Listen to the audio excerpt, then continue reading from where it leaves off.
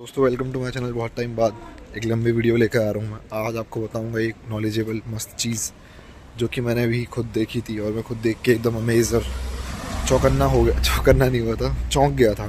ठीक है, तो बात यह है कि जो ठंडे देश है ना, they are richer than warmer देश।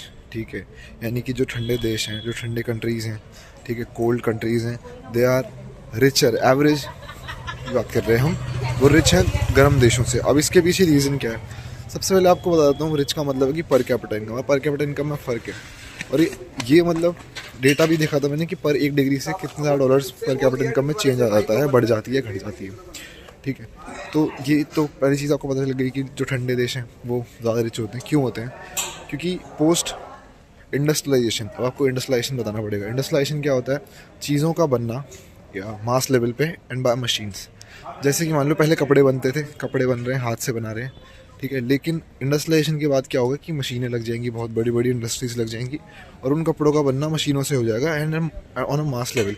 तो पोस्ट इंडस्ट्रियलाइजेशन से ऐसा क्यों हो गया कि जो कपड़े हैं, सॉरी, पोस्ट इंडस्ट्रियलाइजेशन से क्यों हो गया कि जो वार्मर कंट्रीज़ हैं वो गरीब हो गई, और मतलब रिलेटिवली गरीब हो गई, एंड जो कोल्ड कंट्रीज़ हैं वो अमीर हो गई। ऐसा क्यों? क्योंकि आप देखो प्री प्री इंडस्ट्रियलाइजेशन या फिर उन देशों की हम वो लेके चलते हैं कि किस तरीके से लोग वहाँ पे गुजर बसर करते होंगे। तो जो वार्मर कंट्रीज़ हैं वो ट्रॉपिकल रीजन में आती हैं। ट्रॉपिकल रीजन मतलब कि ऊपर ट्रॉपिक ऑफ कैंसर से नीचे ट्रॉपिक ऑफ कैप्रिकॉर्न तक में आती है।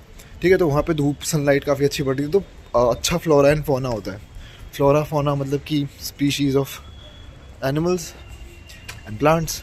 ठीक है, तो ट्रॉपिकल रीजन में रिच होते हैं बिल्कुल। प्लांट्स होंगे दबा के, एनिमल्स होंगे दबा के, तो उन लोग को खाना स्टोर करने की ज़रूरत नहीं पड़ती, तो वो रोज़ खाना बाहर लेने जा सकते हैं। ठीक है, लेकिन जो कोल्ड कंट्रीज़ होती हैं, कोल्ड कंट्रीज़ में क्या होता है कि भाई ठंडियों के मौसम में तो बिल्कुल ही सब ख़त्म हो जाता है, तो वो उस टाइम के लिए खाना सेव करके रखते हैं और अपने घर वगैरह इस तरह से बना के रखते हैं कि वो उस टाइम पे अच्छे से टिका रहे। ठीक है, तो उन्होंने खाना सेव करके रखा, तो देखो सेव करना, ठीक है, ये सब चीज़ें आ गए। तो ये सब स्किल जो होती है ना, ये वाली लाइफ स्किल्स है, उनको ऑलरेडी आती थी पहले से। ये उनके क्या बोलते हैं उसको, सर्वाइवल में इंक्लूडेड था। लेकिन वार्मर कंट्रीज़ के जो लोग थे, उनके सर्वाइवल में ये इंक्लूड नहीं था। वो लोग रोज़ रोज़ खाना, मतलब रोज़ रोज़ कमाते थे खाना और रोज़ रोज़ खा लेते थे, और उनको सेव करने की ज़रूरत नहीं थी। लेकिन पोस्ट इंडस्ट्रियलाइजेशन, कैपिटलाइजेशन के बाद, कैपिटलाइजेशन ऑफ द वर्ल्ड के बाद से लोगों को सेव करने की ज़रूरत पड़ गई, पैसा and capital and what not. तो इसीलिए इनकम में फ़र्क आ गया, क्योंकि जो लाइफ स्किल है वो कोल्ड कंट्रीज़ के लोगों को ऑलरेडी आती है। समझ रहे हो तुम?